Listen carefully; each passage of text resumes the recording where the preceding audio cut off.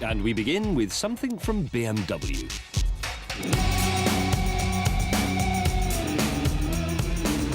This here is the BMW 760 Li, or to give it its other name, the BMW Move Over Poor Person, because this is the biggest, most expensive and most powerful car BMW makes. It has a 6-litre V12, which sounds like plenty. But obviously someone at BMW thought, no. So for a bit of extra schnell, this car has got 2 turbochargers.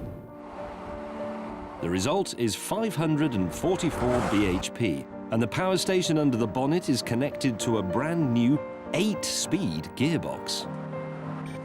Put all that lot together, and even someone as laid back as me can quite easily, look, get a bit of a lick on.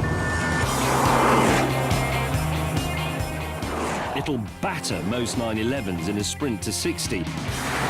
And delimited, it would hit 188 miles an hour. But those numbers only tell half the story. This is a bizarre kind of fast. It's quiet and relaxed and smooth. It's like swimming over a waterfall of double cream.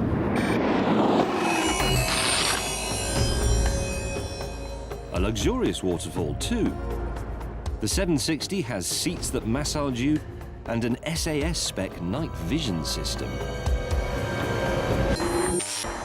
And here's a clever thing. I'm pulling up to this junction. View is quite obstructed. I can't really see what's coming, but if I press this button, there are little cameras mounted on the wings that give you eyes on the side of your head. It's like being a rabbit. And the price? A smudge under £100,000. Now, if you have that sort of money to spend on a car, there's a good chance you'll want to pay somebody to drive it for you.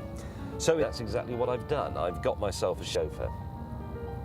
He's in a bit of a bad mood, to be honest, because I've told him this is my test. It's not about tyre smoke and going sideways. Dignified driving is what I want. This version of the 7 Series is only available as a long wheelbase model, which means you get an extra 5 inches of legroom in the back. Doesn't sound much, but it makes a world of difference. And I can watch the television. I've actually got something on here. It's rather interesting. It's about antiques. What are you doing, man? Bloody hell. Oh God, I see the problem. The Mercedes S63 has turned up. That's the other car I was going to test. And that sort of put Stig's on heat. That S-Class is actually the AMG tuned version. Apparently it's a bit of a rocket ship. I can see why Stig has got the red mist. Luckily, Stig is a bit too stupid to work out where all the driver aids are on this. Oh no, he's found it. Oh God. Stig has put the dynamic driving control into Sport Plus. That sharpens up throttle response and gear changes. Bloody Nora. Oh my God, he's switched the stability control off altogether. That locks up the rear differential. The extra hooligan. Oh!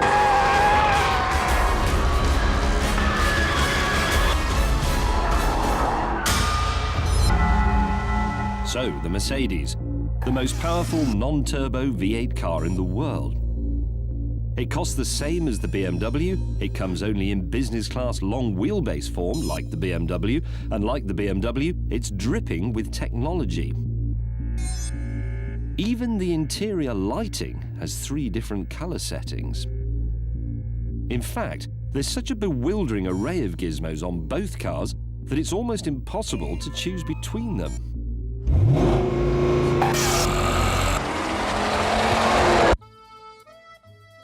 So we're going to make it a bit easier with a game of top trumps. Here's my opponent, the Stig. It's just like normal top trumps, except all of Stiggy's cards are the BMW and all of mine are the Mercedes.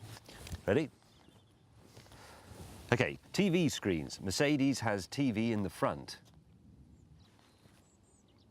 BMW, I know the answer to this. It's got 2, isn't it? Front and rear, so you win that pair. Climate control, Mercedes 2-zone. And the BMW, we know, has got 4-zone climate control, so you win that pair. It's not difficult. Right, seat massage system. Mercedes front and rear seat massage. And the BMW, massage seat only in the front, so I win that pair. Right, BHP.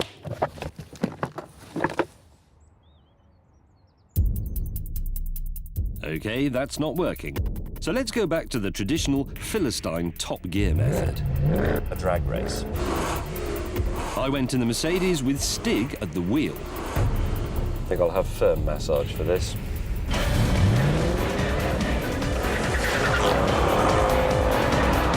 The BMW quickly took the lead and stayed there to the end. That made Stig so angry, he went home. So, the S-Class, when you drive it, you realise it's got much more of a split personality than the BMW.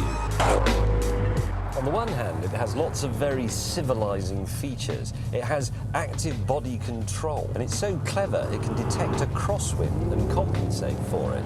It even has a drowsiness sensor to prevent you from nodding off.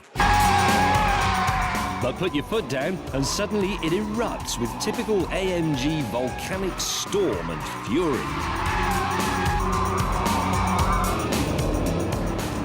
And here's something that really baffles me.